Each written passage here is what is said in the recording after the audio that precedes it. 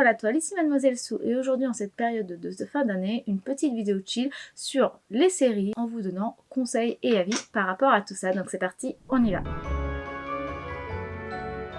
Alors, comme je vous l'avais dit dans la vidéo précédente qui est donc sortie dimanche dernier, en fait j'avais fait une vidéo sur les séries et sur les séries animées, mais comme c'était un petit peu trop gros, je vous ai mis donc la semaine dernière toutes les séries animées. Donc si vous ne l'avez pas vue, n'hésitez pas à aller la voir, je vous mets un lien de toute façon juste au-dessus. Et sinon aujourd'hui on va parler que des séries, donc du coup les séries avec des acteurs. Donc c'est parti, on va pouvoir en parler un petit peu plus en détail. Donc installez-vous confortablement parce que c'est une vidéo qui va être un petit peu longue. Bon allez, j'arrête de vous parler de manga, j'arrête de vous parler d'animation, même si en vrai il y en a encore des tonnes et des tonnes, mais bon, si ça vous intéresse je vous en reparlerai. Mais maintenant on va passer un petit peu aux séries. On va commencer comme tout à l'heure par le familial, le tout public. Et là je vous dis, j'en ai pas beaucoup en tout public. Je vous le dis tout de suite, j'en ai quasiment pas. Je vais vous en parler réellement de deux, et deux qui sont entre deux. Voilà, donc je vous le dis tout de suite, il n'y en a pas vraiment beaucoup. Et je suis même pas sûre que les deux que je vais vous parler plaisent vraiment aux enfants. Mais juste au moins, ils pourront le voir, ça leur posera pas de problème. La première que je vous parlerai, c'est quelque chose qui est un petit peu plus proche d'Halloween que de Noël. C'est Les Curieuses Créations de Christine McConnell qui est disponible sur Netflix. Ça a maintenant quelques années, mais ça reste une petite série que je trouve vachement cool. L'histoire en fait c'est qu'on voit le quotidien de Christine McConnell qui est en fait à la base mannequin mais qui est aussi créatrice. Elle fait des gâteaux incroyables, elle fait plein de créations. Et donc du coup on va à chaque épisode la voir faire quelques créations, généralement entre 1 à 2 créations pendant l'épisode, et elle va nous donner donc en fait des petits tutoriels pour comment les faire, mais le tout qui va être scénarisé, c'est-à-dire que c'est pas juste comme moi je vous parle sur YouTube. Là, ça va être au contraire, elle va parler avec des personnages qui sont des animatronics, donc on a des petites créatures un peu particulières, un chat sans poil, un raton laveur qui est revenu d'entre les morts, mais en fait ça ressemble un peu à un raton laveur zombie, mais qui est tout mignon avec un petit nœud. Voilà, c'est rigolo, c'est mignon, et c'est du coup sur le thème d'Halloween. Faut quand même reconnaître qu'on est sur des créatures un peu particulières, voilà, ça reste sur l'univers d'Halloween, et c'est super mignon. C'est super intéressant parce que du coup on a voilà plein de petites décorations, des créations, on peut faire des petites ailes, on peut apprendre à faire des bougies, on fait des petits gâteaux. Donc c'est cool, c'est fun, ça reste familial. Tout est un petit peu dans le truc qui fait un peu peur, mais dans le un petit peu peur d'Halloween, vous voyez ce que je veux dire. C'est comme quand on parle de squelettes ou de fantômes à Halloween avec les enfants. Ça reste dans ce ton-là.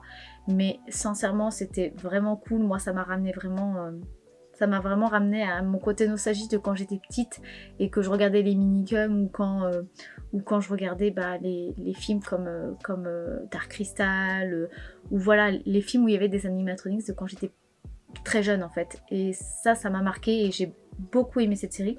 D'ailleurs, à savoir, c'est que les animatronics qui ont été faits pour la série de Christine McConnell ont été faits par le studio de ceux qui faisaient les animatronics dans les années 80-90. Donc c'est des bons professionnels qui ont fait ces choses-là. Donc ça sent aussi dans la patte et dans l'univers. Une série qui peut être agréable, mais je suis pas sûre que les enfants apprécient vraiment, mais disons au moins ils pourront le voir, il n'y a pas de souci, c'est la série Makanai. Cette série, ça a été une petite pépite pour moi au printemps-été dernier. C'est en fait tiré d'un manga qui a été du coup fait en live action, donc c'est vraiment des acteurs qui jouent, c'est vraiment une série, ce n'est pas du tout quelque chose d'animé. Et on va suivre du coup la vie de deux jeunes adolescentes qui vont intégrer en fait une maison de geisha, avec du coup des geishas et des maiko. Les maiko étant les apprentis geisha. Et on va donc avoir un des personnages qui va devenir la Makanai, qui est donc la personne qui entretient Lokia, qui entretient en fait la maison des geishas, des maiko, qui va faire à manger, qui va faire les préparations, le ménage, les décorations en fonction de ce qu'il y a besoin par rapport aux événements qui vont se passer au fur et à mesure du temps. Et du coup c'est ultra chill, c'est ultra réconfortant, c'est plein de bonnes ondes en fait. Alors oui, il y a des personnages des fois qui vont pas être forcément toujours très gentils, il va y avoir des petites réflexions, il va y avoir comme tout, il faut toujours qu'il y ait un petit peu de problématique qui se passe, mais contrairement aux séries qui vont être beaucoup plus américaines, qui vont être beaucoup plus occidentales, où on va avoir toujours la rivale qui va être là, ah, je vais tout faire pour te détruire. Non, il n'y a pas tout ça. Je veux dire, il y a une fille, ok, elle lui a mal parlé, parce qu'elle a son caractère, parce qu'elle était un peu énervée, ou parce qu'elle était un peu jalouse ou autre. Mais c'est pas pour autant qu'elle l'aime pas, c'est pas pour autant qu'elle va la détruire, c'est juste parce qu'elle est humaine et que des fois on est maladroit ou voilà. Et en fait, il y a toute une dédramatisation et enlever ce côté manichéen qu'on a dans les séries occidentales de toujours faut qu'il y ait un méchant et un gentil. Non, il n'y a pas ça, il n'y a pas de gentil, il n'y a pas de méchant, c'est la vie, juste la vie en fait. Et sincèrement, je crois que c'est ce qui m'a le plus plu dans cette série, c'est que tous les personnages sont gris, ils sont pas noirs ou blancs, ils ont leurs défauts, ils ont leurs qualités, il leur arrive des choses bien et des choses pas bien, mais du coup ils sont soutenus ou pas, mais du coup ils trouvent des solutions pour évoluer, pour réussir. C'est une bouffée d'air frais dans ce monde tellement noir en fait, tellement sombre, parce qu'on a décidé qu'il fallait que ça soit comme ça et pas autrement. Je vous avoue, moi, déjà de base, je dois bien vous avouer, j'aime le Japon, j'aime l'Asie énormément. Donc forcément, quand on parle d'une série qui va parler de Geisha et de Meiko, ça m'a parlé. En plus, ça se passe à notre époque, c'est-à-dire qu'ils ont des téléphones portables, il y a Internet, il y a la télé, il y a les séries, il y a les jeux vidéo. Et là, ça fait bizarre. C'est-à-dire, kimono, geisha, tradition japonaise, et en même temps modernité, ils y arrivent. C'est improbable, mais ils y arrivent. C'est assez fou d'ailleurs de réussir à lier ces deux temporalités-là. C'est super génial. C'est une merveille. Sincèrement, une merveille cette série. Je l'ai aimée. Ça se finit. C'est une saison. Et c'est fini. Ils pourraient s'ils veulent faire plus, mais sincèrement, ça se finit, il y a une fin. On peut s'arrêter là, c'est très agréable à regarder. Et moi c'était ma petite douceur du week-end. Je prenais ça en prenant mon petit-déj. J'étais c'est vraiment ultra agréable. Mais par contre, voilà, c'est une tranche de vie. C'est une genre de série que j'aime beaucoup aussi, les tranches de vie. Je vous en ai pas beaucoup parlé avant, mais ouais, les tranches de vie, c'est quelque chose que j'aime beaucoup. Et là, c'est ça. Et c'est très agréable parce que ça parle de quelque chose d'un petit peu différent, mais en vrai, c'est comme tout. On se sert de quelque chose d'un petit peu différent qui va être intéressant à regarder, mais on va toujours aborder des sujets qui peuvent nous parler et nous faire écho quand on regarde. Et du coup, c'est très bien fait, c'est très agréable. Ça parle de nourriture, donc ça donne faim et ça donne envie de cuisiner. C'est génial. Voilà. On va passer justement à la série d'après qui parle de nourriture, mais je pense quand même que c'est plus adulte qu'enfant. Mais encore une fois, il y a rien de violent, il y a rien voilà, il y a rien qui peut poser problème si un enfant tombe devant. C'est Midnight Dinner. Midnight Diner, en fait, c'est un cuisinier qui va cuisiner, mais la nuit, vraiment à partir de minuit jusqu'à 7h du matin. Et donc, il récupère tous les gens qui travaillent de nuit et qui vont venir manger parce que c'est l'heure pour eux de manger, parce que ils sont décalés et que c'est le seul endroit où il y a un restaurant d'ouvert. Donc, on voit des habitués et en fait, à chaque fois, on va voir l'histoire d'un des personnages qui vient manger et du coup, ce qui lui arrive. Donc, c'est une tranche de vie. On parle nourriture, donc c'est agréable parce que ça donne faim, parce qu'on boit des repas du coup japonais, c'est vraiment au Japon que ça se passe. Et du coup on voit de la bonne nourriture japonaise, on voit les problèmes de société japonais, on voit les résolutions pour résoudre ces problèmes, les réflexions de qu'est-ce qui est bien, qu'est-ce qui est pas bien, comment faire pour allier les deux, parce qu'à un moment on peut pas faire tout blanc, tout noir, la vie c'est fait de compromis, donc il y a des compromis qui sont faits. Mais voilà, ça donne une bouffée d'espoir, une bouffée de positivité. Et ouais, je vais beaucoup vous parler de séries comme ça parce que moi c'est ce que j'ai besoin. J'ai besoin de séries positives. J'en ai marre des séries à la Mad Men, même si j'ai adoré Mad Men, ou les séries genre comme Breaking Bad que je n'ai jamais réussi à regarder jusqu'au bout parce que c'est trop déprimant, trop triste. C'est toutes ces séries là où voilà, les personnages ils sombrent et ça finit généralement très très mal. Moi j'ai plus envie de ça en fait, j'ai plus envie de choses où il y a des explosions partout et tout le monde meurt. Je veux plus de ça, je veux un petit peu d'espoir dans ce monde en fait. Et du coup ce genre de série m'a vraiment fait beaucoup de bien et c'est très agréable, c'est positif, c'est tout doux, c'est tout calme, ça fait réfléchir quand même un petit peu et ça donne faim. Donc C'était génial et ça donne des idées pour cuisiner. Alors, celle-ci, c'est la dernière du tout public, si on peut dire. C'est la série Dark Crystal qui maintenant du coup a 4 ans. Ça revient du coup au même studio qui a fait Les Curieuses Créations de Christine McConnell. Si vous ne connaissez pas, il y a eu un film avec des animatronics il y a très longtemps, quand j'étais toute petite. Je devais avoir 3-4 ans, voire peut-être même, j'étais peut-être même pas née. Je vous mettrai la vraie date ici parce que je ne sais pas. Mais ce film était juste génial dans le côté vraiment médiéval fantastique avec des créatures magiques. Tout était fait en animatronique, il n'y avait pas un seul acteur de visible et ce film était juste génial. Pour moi, il reste mythique. C'est la même époque que le film Willow par exemple, si vous ne connaissez pas aussi, ce sont des films cultes. Voilà.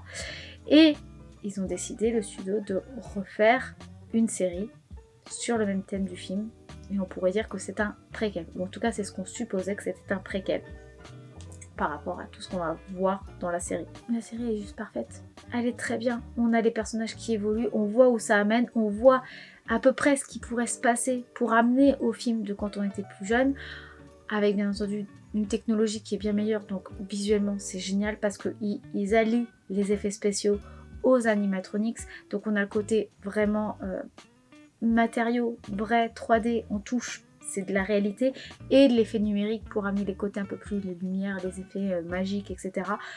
C'est génial. Sincèrement, je suis vraiment retombée en enfance en voyant cette série. Mais par contre, elle est très sombre. Elle est très très dark. Après, en même temps, ça s'appelle Dark Crystal, c'est pas pour rien.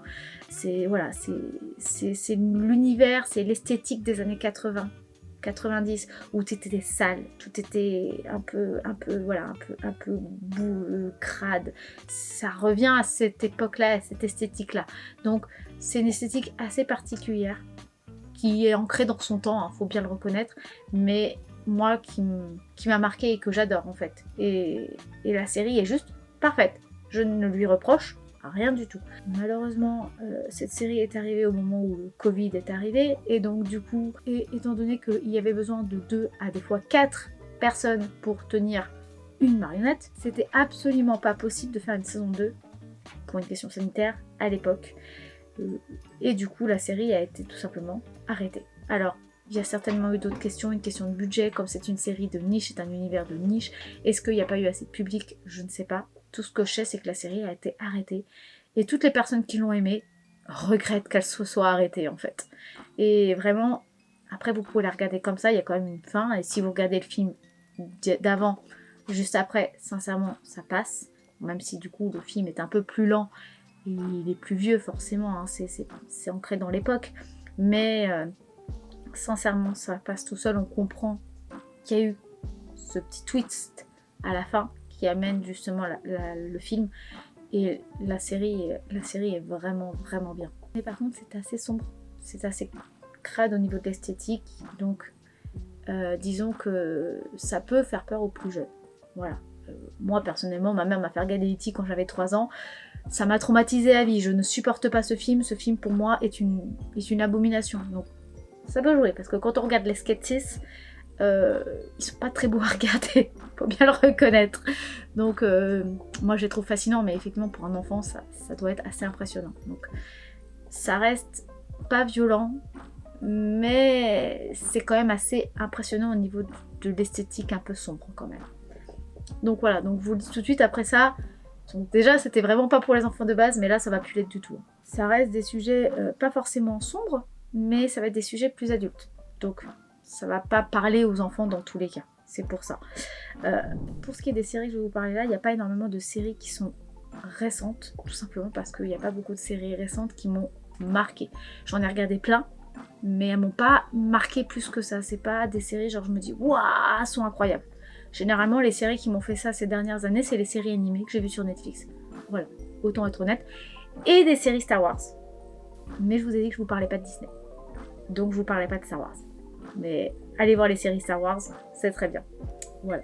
Parenthèse faite, on va parler donc de séries qui sont un peu plus anciennes, mais que je trouve très bien. Alors quand je dis anciennes, on a quand même 2-3 qui sont pas trop vieilles, mais disons qu'elles viennent pas de cette année, quoi. La première dont je vais vous parler, c'est celle qui est la plus récente en termes de dernière sortie. Elle vient de se finir, en fait, la dernière saison est sortie cette année, et donc la série est finie. Donc vous pouvez la voir du début à la fin et avoir une fin, parce que je sais que vous êtes beaucoup à chercher des séries finies. Je ne connais pas le titre en français, mais en anglais c'est The Marvelous Mrs. Maisel. L'histoire, c'est l'histoire d'une femme au foyer qui devient humoriste dans les années 50-60, on va dire 60.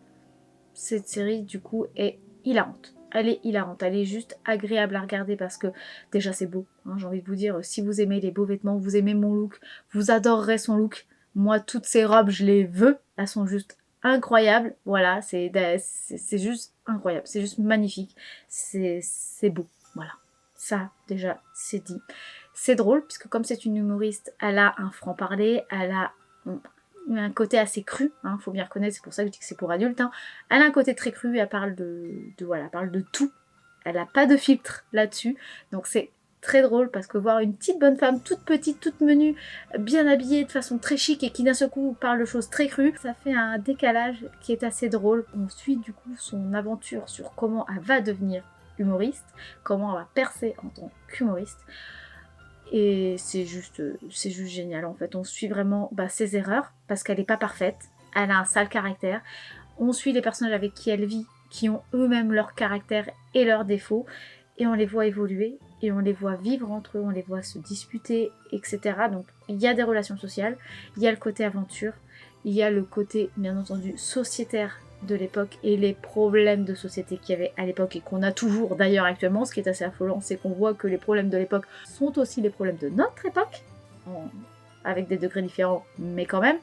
Donc, elle est géniale. Cette série, et moi, je l'ai vraiment aimée. C'est une vraie petite pépite et j'ai aimé regarder du début à la fin cette série. On a des saisons qui sont un peu plus sombres que d'autres. Il y en a qui sont plus légères que d'autres. Et du coup, en fait, justement, ça permet d'avoir, encore une fois, un rythme. Et vraiment, moi j'ai vraiment beaucoup aimé cette série-là. C'est une des séries les plus récentes qui m'a le plus marqué, en fait. Et celle-là, c'est une vraie pépite. Vraiment. Ça fait partie vraiment des meilleures séries actuelles, en fait, pour moi. Et elle est disponible, donc, du coup, sur Prime. Coup de Main, c'est un roman à la base de Terry Pratchett, donc auteur de fantasy, de fantastique, qui crée du coup des univers vraiment avec beaucoup d'humour. C'est des romans qui sont cultes. On a donc transposé ce livre en série. Cette série est vraiment bonne. Les fans de Terry Pratchett en majorité ont aimé cette série. J'ai regardé cette série sans avoir lu les livres et j'ai adoré également cette série. Donc qu'on ait lu les livres ou pas, la série est regardable, elle est appréciable, elle est drôle, elle est intéressante. C'est vraiment très chouette en fait, ça change un petit peu. Donc sans trop spoiler, l'histoire, c'est un ange et un démon qui veulent récupérer l'antéchrist pour l'un lancer l'apocalypse, l'autre pour l'empêcher. Grosso modo, c'est ça. Sauf que les deux, l'ange et le démon, s'apprécient, sans l'avouer à personne d'autre, bien entendu. Donc en fait, ils se lancent des punchlines pour s'embêter mutuellement. Donc il y a le côté amour vache entre les deux personnages qui s'apprécient. Donc c'est vraiment eux les deux personnages principaux, c'est pas du tout l'antéchrist ou... Non, c'est vraiment eux qu'on va suivre et qu'on va voir leur aventure pour essayer de récupérer du coup cet enfant et empêcher ou pas ce qui doit arriver. Et du coup en fait le sujet est moins important que toutes les situations cocasses qu'on va avoir tout au fur et à mesure de la série. Et c'est compter un petit peu, il y a toujours un peu une voix qui va compter, qui va raconter l'histoire, etc. J'adore les séries où il y a une voix off, où ça compte, ça, hein, je trouve ça toujours assez fun en fait. Et du coup cette série est vraiment bien. Il y a une fin à la saison 1. Ils ont fait une saison 2, alors je ne sais pas ce que vaut la saison 2, mais c'est pour ça aussi que je vous en parle, parce que du coup ça reste récent. Il y a une saison 2, je ne sais pas ce que vaut la saison 2, mais la saison 1 est vraiment bien. Une autre série sur Prime qui pour moi est une série culte, alors je suis très en retard, parce que je veux me les refaire en entier, du coup c'est terriblement long, mais c'est une série que j'adore, et qui est culte en Angleterre également, parce que ce sont deux séries que je viens de vous parler qui sont anglaises, c'est Doctor Who. Doctor Who, ça n'a pas été traduit, Dieu merci. ça c'est peut-être l'une des choses où je suis contente que pour une fois la France n'ait pas traduit le nom de la série. Comment vous expliquer Doctor Who? Ah là là, c'est compliqué. Alors, elle est disponible sur Prime, mais elle est régulièrement diffusée aussi à la télé. Moi, j'ai découvert sur France 4, il y a 15 ans de ça, quand c'était encore David Tennant qui faisait le docteur, en sachant que David Tennant joue également le démon dans Good Omens, donc la série que je vous ai parlé juste avant. David Tennant est un acteur que j'adore. Voilà, ça c'est dit. Voilà. Ça c'est un alien qui a 2 cœurs et qui, quand il meurt, se régénère en une autre personne. Ça reste un alien, il a les mêmes attributs génétiques, mais il change totalement de personnalité et de physique. Ça change au bout de 1 à 4 saisons selon l'acteur qui va jouer le personnage du docteur. Et du coup, on va suivre toujours des aventures, mais qui vont évoluer selon l'acteur qu'on va voir, et du coup ça va changer le mood en fait de la série, en sachant que il a également une machine temporelle qui s'appelle le TARDIS et qui va lui permettre de voyager dans le temps et dans l'espace. Il a toujours avec lui 1 à plusieurs personnes qui vont l'accompagner dans ses aventures, et c'est une série qui du coup est maintenant assez vieille, hein. C'est une vieille série qui continue d'évoluer, hein. À la base elle a commencé, il me semble qu'elle était en noir et blanc la toute première saison de Doctor Who, pour vous dire comment c'est vieux, et que maintenant on doit être à la 15e saison, je crois. En tout cas on est au moins au 13e ou 14e Docteur là actuellement, donc voilà, pour vous dire, il y a beaucoup de saisons. Cette série est géniale, elle allie tout ce qu'il y avait de classique à l'ancienne dans les séries, des fois on a un épisode et on a une aventure, ou on a une intrigue, vous savez, comme les vieilles séries, enfin les vieilles, pas si vieux que ça, mais les séries qu'on avait quand moi j'étais plus jeune ou quand mes parents étaient plus jeunes, donc la trilogie du samedi sur M6 avec les histoires comme Charmed ou comme Le Caméléon, ou toutes les séries à enquête comme Les Experts, etc. On a un épisode, une enquête, une histoire. Et ben Doctor Who c'est ça, on a une enquête, une histoire qui se passe donc dans un temps et un lieu donné, hein, parce que du coup ça peut être à Pompéi, comme ça peut être dans la 4e galaxie, en passant par la constellation de l'Andromède. Je dis n'importe quoi, mais voilà, ce que je veux dire c'est que ça peut aller vraiment à l'autre bout de l'univers, comme ça peut être sur Terre mais dans le passé ou dans le futur. Et on a des aventures qui se passent, il va y avoir une problématique, il va l'aider à la résoudre, et à la fin de l'épisode ou à la fin du 2e épisode, il y a une résolution de l'histoire, du problème. Et après il y a beaucoup de côtés un peu loufoques, il y a de la fantaisie, il y a du futurisme, il y a un peu de tout, et du coup comme ça touche un petit peu toute époque et univers confondus, ça va toucher à tout, donc il y a toujours un épisode qui va vous parler plus qu'un autre forcément, mais c'est génial, et c'est une série que j'appelle une série doudou. C'est une série que je regarde pour m'endormir, comme c'est une série que je peux regarder en mangeant, comme c'est une série quand c'est les dernières saisons que je vais regarder vraiment carré dedans à voir les nouvelles aventures. Et bien entendu, comme dans toutes ces séries-là où on a un épisode, une histoire, il y a un fil rouge dans la saison qui commence au début de la saison et qui se termine à la fin de la saison, avec de temps en temps des petits pics pour rappeler l'intrigue du fil rouge. Et c'est une série qui est, sans jeu de mots, intemporelle. J'aime énormément cette série. Il y a eu plein d'acteurs différents qui ont joué le Docteur, donc on a eu des hommes, une femme. Donc il y a vraiment, il y a une certaine volonté d'inclusivité qui se développe au fur et à mesure des années et des saisons, donc ça c'est cool aussi. Ne levez pas les yeux au ciel, c'est important quand même, c'est cool, c'est pas non plus fait avec un burin et un marteau, mais c'est important qu'il y ait ça aussi. Et je trouve que c'est cool qu'ils y pensent et qu'ils le fassent. Donc, et vraiment la série est cool. L'actrice qui joue le Docteur, moi je l'adore aussi. C'est dans les saisons avancées, mais je l'aime beaucoup aussi l'actrice. Vraiment la série est vraiment cool. Ça reste une de mes séries cultes que j'aime énormément. On a la majorité des saisons en DVD. Je vais vous parler d'une petite série qui est sur Netflix maintenant. Alors, c'est une série, mais c'est une série documentaire. Ne fuyez pas tout de suite parce que vous avez entendu le mot documentaire. Rassurez-vous, calmez-vous, c'est un truc d'humour. C'est une série qui s'appelle Planet Kunk. En fait, c'est un faux documentaire, c'est une fausse série documentaire. Donc en fait, le personnage principal va nous parler comme si on était dans un documentaire, mais va raconter des choses complètement absurdes et surtout complètement fausses. C'est vraiment un humour extrêmement absurde, et du coup, on va suivre du coup ce documentaire au fur et à mesure des épisodes. Donc un épisode, c'est une partie du documentaire, et du coup il y a un cheminement tout le long de la saison. Et ce qui est encore plus drôle, c'est que tous les scientifiques qu'elle va interviewer sont de vrais scientifiques. Et du coup, ils vont se retrouver face à elle en sachant que de toute façon elle va partir dans l'humour, mais on va les voir un petit peu interloqués par toutes les absurdités qu'elle peut raconter et comment elle va tourner ça. Et je vous assure, c'est hilarant. C'est un humour un peu particulier, c'est vraiment décalé, mais je vous assure, c'est tellement absurde que c'en est drôle en fait. C'est vraiment un documentaire sur l'absurde. Et du coup, c'est génial. C'est juste génial. Vous voulez passer un bon moment rigolo, vous mettez Planet Cut sur Netflix, vous allez rire. Voilà, il y a des moments où ça va vous faire bugger aussi tellement que c'est absurde, mais c'est très drôle. Je vais finir sur 2 sections.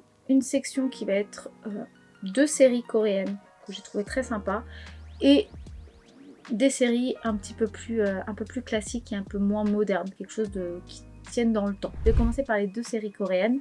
Alors, ça a déjà peut-être 3-4 ans, peut-être 2-3 ans, quelque chose comme ça, donc ça reste déjà un petit peu ancré, mais c'est vrai que sur Netflix maintenant il y a de plus en plus de dramas coréens. Ça s'appelle des dramas, mais en fait c'est des séries, hein. C'est comme quand on parle des dramas espagnols, etc., qu'on appelle des telenovelas, bref, c'est des séries. Et les séries donc coréennes, il y en a de plus en plus sur Netflix, il y en a des très très sympas. Il y en a une que j'ai trouvée géniale, qui est juste vraiment super bien. Alors c'est pas une série drôle, c'est une série vraiment sombre et dure, qui se passe un petit peu avant la Première Guerre mondiale, je dirais, au niveau temporalité, pour vous voyez ça. Donc c'est un mélange entre le traditionnel de la Corée avec le moderne, on s'entend, des États-Unis qui va arriver pour s'intégrer à l'Asie, puisque du coup il y a une énorme invasion, on va dire ça comme ça, de l'armée américaine dans les pays asiatiques. Il y a une histoire d'amour, il y a une histoire de vengeance, il y a une histoire politique derrière, donc c'est des sujets assez durs, même s'il y a une histoire d'amour, ça reste une histoire d'amour dure, parce que on est en temps de guerre quand même, on est quand même sur un temps où voilà, on a un pays qui n'est plus libre, qui veut redevenir libre, qui est sous le joug de l'Amérique. Voilà, c'est assez intense, mais c'est pas non plus déprimant, c'est juste sérieux en fait. Mais c'est beau, c'est bien fait, c'est bien construit. C'est pas forcément joyeux du tout, je vous le dis tout de suite, mais par contre la série est super bien, elle est vraiment construite super bien de A à Z, et du coup c'est une très très bonne série à regarder. Franchement, je vous la recommande, elle est super bien. Une série coréenne avec un ton plus léger, parce qu'il y a énormément de séries coréennes avec des tons très légers, très humoristiques, il y en a plein. Je les aime pas forcément toutes, il y en a qui sont un peu trop absurdes pour moi ou d'autres, mais il y en a pour tous les goûts sincèrement sur Netflix maintenant. Il faut juste bien regarder les petits pitchs qu'il y a décrits, regardez le premier épisode, et si le premier épisode vous parle pas, ça sert à rien de continuer. Moi c'est comme ça que je fonctionne maintenant, parce que généralement si le premier épisode vous plaît pas, généralement la suite va dans la même veine. En général. Mais il y a une série dans les séries coréennes qui m'a beaucoup plu, c'est Hotel del Luna. Donc oui, c'est un nom en espagnol, mais c'est pas du tout espagnol, c'est juste pour le côté un peu exotique. C'est très beau, en fait c'est une histoire d'un hôtel avec des fantômes dedans. Alors vous n'allez pas des fantômes à la Casper, hein. C'est pas du tout le sujet, c'est vraiment plus des humains, des esprits qui veulent passer de l'autre côté mais qui sont coincés, et donc du coup ils sont hébergés dans cet hôtel. Et donc du coup on va essayer de résoudre leurs problématiques pour les libérer et pouvoir qu'ils partent de l'autre côté. Mais c'est pas sur un ton lourd, c'est sur un ton assez léger. Donc il y a des moments intenses, puisque forcément on va résoudre leurs problématiques, mais il y a toute une partie assez légère, assez douce, avec les personnages principaux, ceux qui gèrent l'hôtel, et du coup il y a toute une partie un peu plus loufoque, un peu plus rigolote, que manient très bien les séries coréennes. Ça c'est vrai que pour ça, amener du loufoque dans des choses beaucoup plus sérieuses, ils savent vraiment faire, donc ça permet d'amener de la légèreté qui est agréable à regarder. Il y a des histoires d'amour qui vont se faire aussi également, et surtout ce que j'aime beaucoup dans cette série, parce que ça joue beaucoup pour moi, c'est l'esthétique. Il y a une esthétique très particulière, très belle, avec un côté un mélange en fait d'Occident, mais un Occident un peu idéalisé, avec des énormes balcons, des colonnes, des énormes plantes qui tournent partout. Il y a le côté faste de l'Occident vu par l'Asie qui est très très beau. L'héroïne principale a des costumes, des vêtements qui sont magnifiques. Alors c'est pas trop extravagant. Ça reste extravagant, mais extravagant pour du moderne, parce que ça se passe à notre époque. Et du coup, c'est très joli, c'est très beau, c'est bien amené, c'est sympa, c'est pas la série la plus incroyable du monde, mais je trouve que je trouve que c'est une série où on passe un bon moment devant, c'est très agréable, c'est sympa. Donc, moi, ça reste une série qui m'a plu et qui m'a marqué. Et on arrive aux dernières séries, qui sont des séries qui sont mes séries doudou par excellence. Alors, c'est pas récent, hein, c'est des choses qui sont classiques. Vous pouvez les noter comme classiques. Mais c'est mes séries doudou de quand j'ai rien à faire, que quand je suis malade, que je sais pas quoi regarder, je reviens toujours, je dis bien toujours, à ces séries-là. Je les ai déjà vues un nombre incalculable de fois. Je ne peux pas vous dire, je ne sais pas combien de fois je les ai regardées. Je vais commencer par la plus récente, qui est Downton Abbey. Downton Abbey, c'est la série par excellence. C'est beau, c'est émouvant. Il y a du dur comme il y a du intense en positif, parce qu'on a des scènes d'amour, on a des scènes de soutien, on a aussi des scènes de drame émotionnel qui nous font pleurer à chaudes larmes. Mais cette série, elle est incroyable. Cette série, on suit la vie d'une famille, la noblesse anglaise. On suit la vie donc du coup de la famille Grantham, qui donc vivent à Downton Abbey et qui vont entretenir Downton Abbey, le faire vivre, et du coup aussi du coup la ville et du coup tous les gens qui vivent grâce à cette famille-là et du coup à ce lieu, parce que du coup ils sont propriétaires du lieu et des champs qui sont autour, etc. Et donc de l'élevage, etc., etc. Donc on va vivre leur vie, on va les suivre dans leur vie, on va voir leur histoire d'amour, on va voir leur histoire familiale, on va voir leur combat par rapport à l'évolution de la modernité, puisqu'on on est en 1905, 1910, avec justement le premier épisode, ça se passe quand on apprend que le Titanic a coulé, et on va les voir évoluer jusqu'aux années, je crois à peu près 30, peut-être, moi je suis pas sûre 40, au moins jusqu'aux années 30. Et du coup on les voit avancer avec du coup les différentes problématiques qui se passent aux époques données, en fait en période temporelle, et c'est génial, on voit leur vie et il y a de tout en fait, il n'y a pas que du négatif, mais il n'y a pas que du positif, il y a vraiment de tout, c'est beau, c'est travaillé esthétiquement, c'est fait par la BBC, donc ils ont fait extrêmement gaffe à tout ce qui est costume, à tout ce qui est décor pour que ça se colle à l'époque, et ça se voit, ça, il y a un travail titanesque derrière, c'est juste une petite merveille. Je l'ai en DVD Blu-ray, c'est le problème parce que du coup je peux les regarder que en bas sur la PlayStation pour moi, mais je me les regarde tout le temps, même sans les regarder, je les mets en fond, parce que c'est génial, leur accent est magnifique en anglais, moi je les regarde en anglais parce que j'adore leur accent, j'adore, cette série est juste géniale. Je me rappelle il y a très longtemps quand la série a commencé, qu'elle passait à la télé, je sais plus sur laquelle, je crois que ça devait être sur la 7 ou la 8, un truc comme ça, je m'étais dit, c'est quoi que cette série nulle, et je la jugeais de façon pédante en disant de toute façon c'est un truc pour n'importe qui, c'est nul et tout, c'est un truc comme une telenovelas, etc. Je me suis mise devant un soir en cousant un petit chapeau et j'ai vu ça, j'ai fait mais elle est géniale en fait cette série, j'étais qu'une grosse nulle à croire que c'était nul. Et depuis c'est une histoire d'amour et je l'aime vraiment très très fort. Le film numéro 2 est mieux que le film numéro 1, qui sont les suites de la série. J'ai préféré le film 2 au film 1, qui je trouve est plus proche de la série que le film 1, qui a voulu faire trop film en fait. Mais la série est géniale. Autre série, là je vais vous parler de deux séries qui sont dans la même vibe au niveau du thème dont on va parler.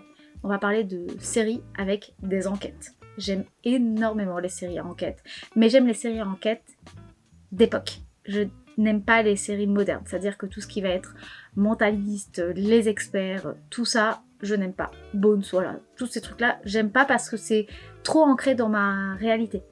Ce que j'aime, c'est pouvoir aller dans quelque chose qui change un petit peu, donc j'aime quand c'est un peu plus ancien. Voilà, j'aime quand ce que je vais voir va être au moins beau, parce qu'on va dire que les enquêtes vont pas être belles, hein, c'est quelque chose d'assez morbide, hein, souvent.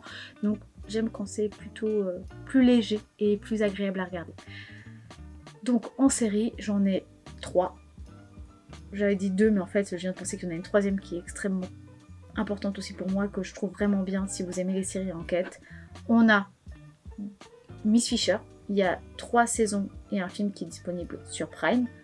C'est donc une série avec une Miss Fisher, donc un personnage féminin qui est en Australie, très moderne pour son temps, puisque ça se passe du coup beaucoup plus tôt, hein, ça se passe dans les années, je crois, 50, 60, un truc comme ça. Non, 50, 40, 50, ça doit être quelque chose dans ces eaux-là.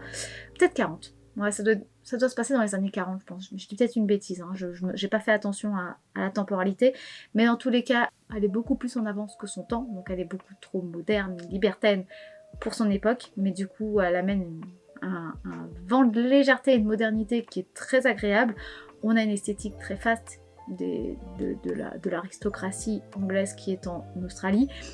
C'est très beau, c'est très rigolo parce que du coup il y a tout son côté peps qui ressort et on a du coup les enquêtes qui vont avec et du coup cette série est très très chouette, elle est très légère pour une série à enquête et je l'aime vraiment beaucoup. Dans le même genre on a les enquêtes de Murdoch, donc là qui se passe au Canada, mais toujours pareil sur une époque un petit peu plus ancienne, donc qui se passe fin 19e, début 20e, donc voilà entre 1800 et quelques et 1900 et quelques. Ça se passe donc au Canada majoritairement. On a donc une esthétique encore un petit peu différente, qui est beaucoup plus américaine, qui est beaucoup plus voilà, sur un côté un peu plus western. Alors je m'entends, hein, mais vous voyez, c'est moins le côté classique du British qu'on peut avoir dans Downton Abbey ou qu'on peut avoir dans Miss Fisher. On a le côté voilà, beaucoup plus américain, beaucoup plus Far West. Même si c'est pas vraiment ça, mais de toute façon je vous mets des images donc vous verrez. Et ce qui est génial avec cette série-là, c'est qu'on a le côté invention du personnage principal de Murdoch qui revient régulièrement. Et du coup, on a les enquêtes et on a le côté un peu farfelu de Murdoch, on a les côtés un peu scientifiques de celle qui l'accompagne régulièrement en personnage secondaire, qui limite même principal. Et tous les personnages secondaires qui sont avec lui sont là, ils ont tous une personnalité qui est assez intéressante, assez fun. Et du coup, il y a une esthétique et une ambiance qui, pareil, qui est un peu doudou. On a quand même une famille qui est là et il y a un côté un peu pas léger parce qu'il y a quand même des moments très durs, il y a quand même des intrigues, etc. Mais c'est quand même assez sympa, regarde. Moi, j'aime beaucoup cette série-là. Et la dernière, dans Série Enquête, qui est une série ultra culte, vieille, mais ultra culte, c'est Hercule Poirot. Alors là, je sais, je parle comme une vieille mamie. Je sais, c'est très vieux.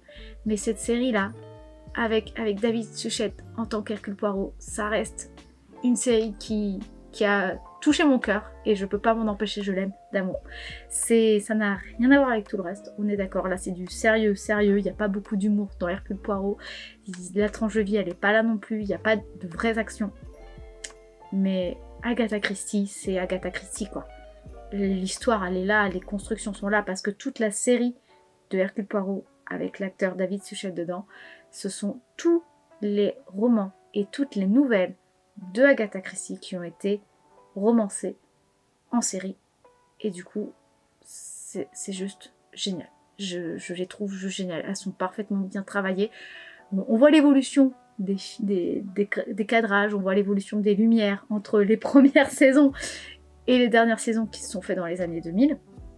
Donc clairement, on voit l'évolution, hein, parce que bon, la série, elle est vieille au départ, mais il y a quand même 13 saisons. Donc la 3e saison, elle date des années 2000, peut-être même 2010. Donc bon, voilà, il y a quand même eu un énorme panel entre la première et la dernière saison. Et la série est juste géniale, David Suchet, Hercule Poirot est génial. Je la regarde en français parce que j'aime énormément le doubleur Roger Carrel qui fait la voix d'Hercule Poirot, qui est un génie dans le doublage. Il a fait énormément de voix aussi dans les dessins animés, dans les séries, dans les films. C'était un grand doubleur. La dernière saison, ou peut-être même les 2 dernières saisons ne sont pas doublées par lui. Mais par contre, le doubleur qui a pris s'est quand même très bien débrouillé. Mais ouais, la série, je l'ai déjà vue des tonnes et des tonnes de fois. J'essaye à chaque fois d'arrêter de la regarder pendant 1 an, ou 1 an et demi, 2 ans, et je me la refais. Et j'attends toujours, voilà, pour essayer d'oublier un petit peu tous les détails des enquêtes, et je me refais toutes les enquêtes. Mais cette série, pour moi, c'est un moyen de lire les Agatha Christie sans lire les Agatha Christie. Mais en fait, David Suchet a fait partie de la réalisation, en fait, et pour lui, il était important que ça soit très bien fait, que ça soit carré, et je pense que toute l'équipe qui a travaillé dedans a vraiment bien travaillé, et si vous aimez les enquêtes, si vous aimez le classique, cette série est géniale. Voilà. Donc, on est passé de choses plus récentes, modernes, à ce qui est de plus ancien et de culte, et je sais que c'est assez vieux, mais ouais, c'est une série que j'aime énormément. Voilà, je pense que là, je vous ai fait une énorme vidéo et surtout un énorme panel de séries qui peuvent vous intéresser. Alors après, effectivement, j'ai un style bien à moi, donc à voir après si ça vous parle ou pas. Mais en tout cas, voilà, ce que je vous parle, dans le style que c'est, ce sont des valeurs sûres. Donc si vous ne les avez pas vues et que ça peut vous intéresser, n'hésitez pas, foncez. Il y a de très fortes chances que ça vous plaise. Donc voilà, j'espère en tout cas que cette vidéo vous aura plu, qu'elle vous aura un petit peu détendu en cette fin d'année. Je vous souhaite d'ailleurs de bonnes fêtes, un joyeux Noël. Et puis sur ce, moi je vous dis à dimanche prochain pour une petite vidéo. Et je vous fais des bisous. Bye! Je sais que les DVD c'est déjà un truc révolu pour beaucoup d'entre vous. Mais voilà, moi j'aime beaucoup pouvoir, quand j'ai pas internet parce qu'il y a une coupure d'électricité ou autre, pouvoir prendre mon ordinateur portable et pouvoir regarder une bonne série. Voilà. Quand on vit à la campagne, il faut quand même penser un peu comme si on était encore au Moyen-Âge. Bah si, c'est vrai. Mais je suis une bouseuse, je suis désolée, je vis à la campagne avec des chiens. Mon petit chat, on a des DVD. On est déjà des vieux bouseux. Attends, non, je suis désolée, on a Alors, non, alors là, ça veut dire qu'on est des pigeons si on a des Blu-ray, s'il te plaît. Parce qu'on a des Blu-ray, le truc qu'on a déjà DVD. Exactement. Non, les Blu-ray, c'est le truc qui est le pigeonnage au possible. Parce que du coup, les lecteurs Blu-ray, il n'y en existe quasiment plus. On ne peut les regarder que sur la PlayStation et on peut même pas les mettre sur ordinateur. Le Blu-ray, ça a été l'arnaque, une des arnaques du siècle. Voilà, donc dire qu'on a des Blu-ray pour dire qu'on est un peu plus moderne, c'est juste dire qu'on a été des pigeons. C'est comme le roi qui croit qu'il a un manteau invisible sur lui, hein. C'est la même chose. Voilà. Ben si. Tu vas écouter l'histoire parce que c'est pas du tout la même leçon. C'est pas la même leçon, mais c'est le même genre, c'est dire genre que je suis supérieur aux autres. Non, c'est pas le cas. Le Blu-ray, c'est au contraire, t'es nul. T'es débile d'avoir craqué sur du Blu-ray. Ça veut dire ça. Ça a duré 15 ans le Blu-ray. C'est juste sans les yeux. Bah, c'est pas le genre de truc, oh, ça a duré 1 an et puis ils ont tout enlevé. Ça a duré 15 ans. Ok. Ouais, sauf que les DVD sont encore en vie alors que les Blu-ray plus trop. Hein. Bon, aussi. Bah non, sinon il y aurait encore des DVD Blu-ray. En lecteur, j'entends. Bref. Débat qui ne sert à rien.